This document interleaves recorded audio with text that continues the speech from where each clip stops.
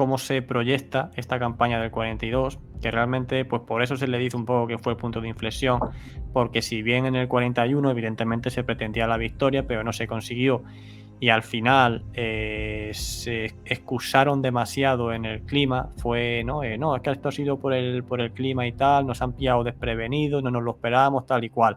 Ahora sí, ahora en 1942 vamos a rectificar, vamos a centrarnos en un objetivo que es simplemente uno, no tres, que fue lo que hicieron en el 41 de forma simultánea, y pues eso, lo vamos a hacer todo bien, estamos preparados para el invierno, tal, no nos va a pillar nada a contrapié, con pie de plomo. Entonces lo proyectan todo en 1942 y, vamos a decirlo así, ponen toda la carne en el asador, que ya la habían puesto también en el 41, pero bueno, en el 42 todavía tienen la oportunidad de hacerlo, y no solo ellos, sino también pues todos los aliados que llaman, en el que van a participar también italianos, rumanos, húngaros y demás, y que bueno, luego pues va a tener consecuencias negativas cuando no se consiga el resultado, obviamente. Pero ¿crees tú que la campaña del 42 se proyectó con demasiado optimismo o era un objetivo real al que Es podían que el problema alcanzar? es cómo se proyectó. También hay que entender las circunstancias. Durante la campaña del 41, los mandos alemanes seguían al mando. Los generales alemanes son los que dirigen la campaña. Y no es hasta que al final de la campaña dice Hitler, ¿qué está pasando aquí? Porque lo que han hecho los militares alemanes es engañarle directamente.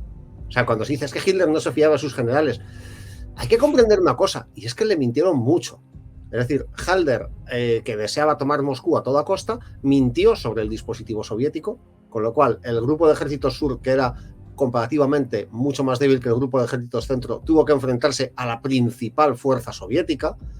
Halder de nuevo insistía en que no había ningún problema en puentear a otros mandos y seguir avanzando hacia Moscú, pese a que se le había dicho que Moscú no era un objetivo que interesase. Guderian, a su vez, se está saltando las órdenes que recibe de su jefe. Es decir, están todos mintiendo, todos pisándose unos a otros, convencidos de que van a ganar. O sea, es algo así como vamos a ganar, podemos hacer lo que queramos. Sí. Y tiene que ser al final Hitler el que ponga orden. Y es cierto que la orden de Hitler de impedir la retirada es lo que salva a la Wehrmacht en ese año. Es decir, pudo ser un desastre mucho mayor. Pero aún así es un desastre. O sea, las pérdidas son monstruosas, hablamos de más de 1 millón de bajas. 1 millón de bajas que no se pueden recuperar. Por eso Hitler necesita a sus aliados, porque hay que tapar huecos. Entonces, el problema es que ahora lo planifica Hitler. Y ha decidido que como mis generales no entienden lo que es la guerra económica, tengo que dirigir yo, porque lo importante es conseguir el petróleo. Es un error. Es un error de planteamiento, porque dices, si necesitas el petróleo, derrota a los soviéticos y tendrás el petróleo. Pero si tienes ir a por el petróleo no va a derrotar a los soviéticos, y el objetivo es derrotar a la URSS. Es decir, por mucho que avanzase hacia el Cáucaso, eso no iba a vencer a la URSS. Entonces es el convencimiento, yo creo, el autoconvencimiento de, vale, hemos sufrido muchas bajas, pero ellos han sufrido muchas más, están mucho peor, luego esto ya es el empujón final. Por cierto, que no es una campaña con un solo objetivo. La única campaña con un solo objetivo es la del 43. Aquí tenían dos, Leningrado al norte, y de hecho es otro de los follones, porque lo que se hace es que el grupo de ejércitos de Manstein, que ha tomado Sebastopol y Crimea, tiene que atravesar las líneas de retaguardia del grupo de ejércitos sur para avanzar hacia Leningrado justo en el momento en el que más se necesitan esas líneas de comunicaciones. Y todo para que luego no se pueda hacer nada en el frente de Leningrado. Y lo que tú dices, han echado toda la carne en el asador, pero es que tampoco hay mucha, porque volvemos a lo de antes, Alemania sigue negándose a forzar la máquina industrial. Entonces, para cubrir las bajas y para cubrir el equipamiento del grupo de ejércitos B, se desnuda a un santo para vestir a otro. O sea, el sexto ejército está formado por lo mejor de muchos ejércitos que han sido reunidos allí, dejando, hablando en plata, en pelotas, tanto al grupo de ejércitos centro como al grupo de ejércitos norte. Sí, efectivamente, que han visto reducido el número de batallones, de subdivisiones, que ha pasado de 9 a 6 a nivel general, para poder reforzar el flanco sur. Y efectivamente, o sea, la campaña del 42 está proyectada para conseguir una rápida victoria en el sur, en el Cáucaso, para luego a su vez retirar a parte de esas tropas y llevarlas a Leningrado, que no se va a poder hacer nada porque en cuanto llega Manstein a la zona, que creo que es verano de, creo que es a finales de agosto del 42, cuando llega Manstein allí a la zona de Leningrado, rápidamente los soviéticos van a contraatacar, al final se come todas las fuerzas que tenía para lanzarse contra Leningrado, se las va a comer a la defensiva, y ya cuando puede estabilizar un poco la situación, entonces lo van a reclamar al sur porque la situación es totalmente crítica. Pero efectivamente, o sea, yo creo que tal y como tú dices, tomar Stalingrado, cubrirse el flanco del Volga, que al final es lo que se pretendía, y tomar los pozos de petróleo, realmente, como has dicho, no iban a servir para derrotar a la Unión Soviética de una forma contundente, y tal vez, porque Stalin también lo sabía, él estaba esperando el golpe en Moscú, porque sabía que, bueno, que si a lo mejor los alemanes se lanzaban contra Moscú y la conquistaban, no lo sabemos si se hubiesen rendido o no, pero bueno, es el mayor miedo que tenía Stalin, y es para lo que está preparado.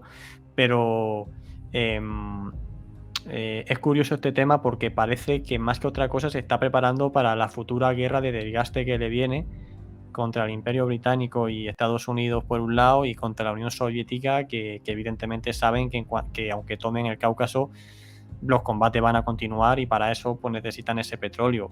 ¿Crees que lo hicieron con esa idea o crees que no? Yo creo que si pudo ser la idea inicial, llega un momento en el que se autoconvence, no solo Hitler, también sus generales, de que después de todo la URSS está vencida. Sí, sí. Con lo cual se plantean, vamos a vencer este año de todas formas, la guerra está ganada, que luego se va dilatando, se va dilatando, se va dilatando. Y de nuevo pasa lo mismo que en el 41. No llega un momento en el que los soviéticos dejen de enviar tropas. Y es porque, además, lo que tú has dicho, Stalin está convencido de que eso es una operación de distracción. O sea, él piensa, no serán tan tontos de intentar atacar solamente ahí. Lo que quieren es distraernos para atacar Moscú, porque, como has dicho, Moscú es realmente el único objetivo irrenunciable. Ahí, si el objetivo de Barbarroja era la destrucción de los ejércitos soviéticos, la opción hubiera sido lanzarse directamente a por Moscú, que era lo único que no podían perder. Aparte del motivo simbólico de perder tu capital, por el hecho de que todas las comunicaciones de Rusia están centralizadas en Moscú en ese momento. Todas las líneas de ferrocarril convergen en Moscú, y gracias a que se conserva Moscú, las reservas soviéticas pueden moverse de un lado a otro. Si en el 41, a finales del 41, los alemanes logran tomar Moscú y sostenerse ahí, pues la Unión Soviética hubiera tenido que tirar la toalla. Ese era el punto de victoria. Porque si les cortas su nudo central de comunicaciones, ya no pueden moverse. O sea, ya no puedes mover esas reservas que llegan a todas partes. Y lo mismo pasa. ¿Por qué pueden enviar ejércitos a Stalingrado? Porque siguen teniendo Moscú. Y en consecuencia pueden mover sus tropas con toda facilidad. Y más cuando sus líneas férreas están totalmente fuera del alcance de la aviación alemana. Claro. También es verdad que hoy en día se sabe todo, quiero decir, ¿no? Conocemos. Claro, somos todos a todo pasado. Pero lo que quiero decir, que en aquella época los alemanes habían alcanzado un pico de producción más o menos bueno, que creo que era de unos 500 carros de combate al mes, que eso era muchísimo, ¿no? En comparación a lo que estaban produciendo antes. Y por otro lado, ellos pensaban lo siguiente, pensaban, vamos a ver, nosotros hemos subido nuestro ritmo, estamos produciendo más que nunca y tal, y la Unión Soviética tiene que estar bajo mínimos, porque con todo el territorio que le hemos conquistado, le hemos quitado todos los recursos, y hemos conquistado también la mayor, o sea, la zona donde estaban concentradas sus fábricas, que en Kharkov, por cierto, era muy importante y demás. Es decir, yo creo que ellos realmente pensaban que los soviéticos estaban en las últimas. Luego también el ataque este, que es relevante para lo que vamos a hablar, la segunda batalla de Kharkov, lo vuelve a convencer de que los soviéticos no se enteran, de que no tienen ni idea, de que de que tienen unos mandos totalmente incapaces. Entonces, digamos que todo suma para hacer creer que bueno, que haciendo las cosas bien ahora y volviéndose a lanzar, dando lo mejor de sí, van a conseguir la victoria ante un enemigo incapaz, que tiene muy baja producción y que ya está derrotado. Claro, la realidad hoy sabemos que era toda la contraria, pero sí que es cierto que los alemanes podían tener motivos, ¿no? Para pensar esto que yo estoy diciendo, que de hecho era lo que pensaban. Sí, aparte es que hay en la mente, sobre todo, no tanto de algunos técnicos, por ejemplo, Speer sí es consciente de cómo, una vez toma el mando industrial, él sí es consciente de la capacidad de producción que tienen sus enemigos. Pero los mandos, el propio Hitler, su corte de aduladores, no conciben algo como que la Unión Soviética, a unos meses después de haber tenido que como coger todas sus fábricas y llevárselas, porque literalmente es lo que han hecho, Scorzeni comenta en sus memorias, que son muy divertidas y que conviene leerlas, es una novela de vaqueros ambientada en la Segunda Guerra Mundial, que él era ingeniero y que cuando llega a una factoría soviética, no sé si por la zona de Kharkov precisamente, se flipa al ver cómo se lo han llevado todo y dice, pero si esto estaba en funcionamiento hace 3 días, ¿cómo lo han hecho? Y dice, es que se han llevado hasta las bombillas. Dice, es que esto no ha sido destruirlo, no, han desmontado todo y lo han vaciado. Entonces dices, no les entra en la cabeza que la Unión Soviética ya en febrero está entregando 1000 T-34 al mes. Claro. Es así de simple, 1000 T-34 al mes, porque según han llevado las fábricas al otro lado de los Urales, lo que comentaba un obrero que sobrevivió, que decía, es que empezamos a trabajar cuando aún no había techo. En invierno, en Siberia. Nos calentábamos debajo de las máquinas. Y ya luego te echaron y ya podíamos dormir. Entonces, esos niveles de producción no los conciben. Igual que cuando entra en juego el potencial industrial americano, dicen, esto tiene que ser todo publicidad.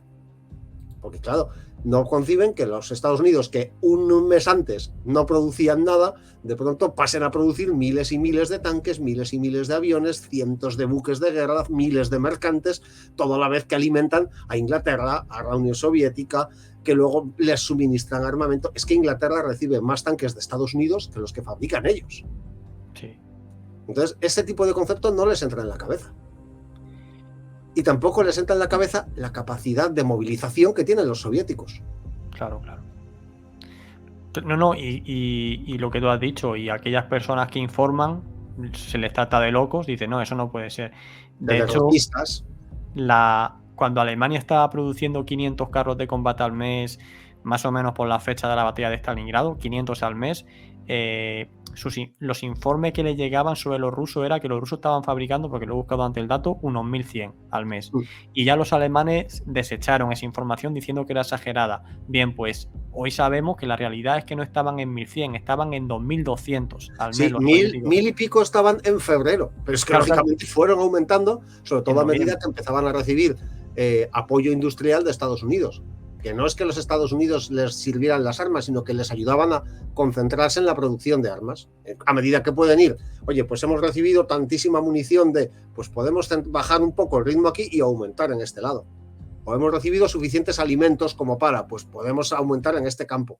Se trata de ir acelerando y llega un momento en que la producción, bueno, me parece que entre el 41 y el 45...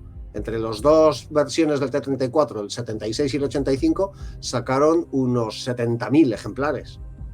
Dices, es que esos son 70.000 entre 4 años y teniendo en cuenta que el primero han ido con cuentagotas. Más luego súmale todo lo demás que han producido, que esa es la cuestión. Los alemanes tienen esa imagen porque lo que han capturado en Barbarroja es monstruoso. Es que la Unión Soviética, por ejemplo, le costó mucho reponer sus pérdidas en artillería. Les costó todo el año 42 y parte del 43 reponer sus pérdidas de artillería. Y si quien dice la artillería, dice la munición. Es que lo perdieron todo. O sea, hubo que partir de cero.